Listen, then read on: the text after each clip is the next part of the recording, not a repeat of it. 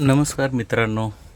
आज आपण सकाळी काहीतरी नवीन नाश्ता केलेला आहे, जो मी स्वतः बनवलेला आहे. तुम्ही नक्कीच कमेंट बॉक्समध्ये टाका काय आहे तो.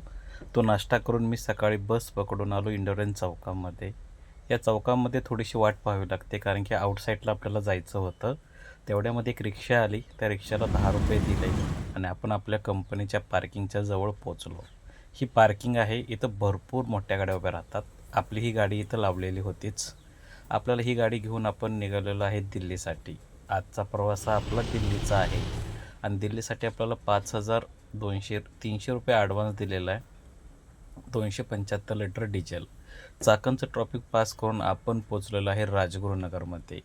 तर राजगुरुनगर पास केल्याच्यानंतर पावसाला सुरुवात झाली. कसाबसा तो पाऊस आपण पास केला आणि पोचलो संगमनेर घाटामध्ये. हा आहे संगमनेर घाट, जो खूपच सुंदर आणि छान आहे दिसायला. तुम्हाला तर वाटत असेल की खूपच एन्जॉय करत आहे. मलाही तसंच वाटतं की तुम्ही तुमच्या कामामध्ये नक्कीच एन्जॉय होता, आनंदी राहावा आणि जे तुम्ही काम करता त्याच्यात सुखी राहावा. संध्याकाळीच 8 वाजल्या होत्या. नाशिकमध्ये पोचलो. घरून आणलेला डबा होता, तो जेवण केलं आणि 8:30-9 वाजता आपण नाशिकमध्ये एंट्री केली, जेणेकरून ट्रॉफिक कमी लागेल.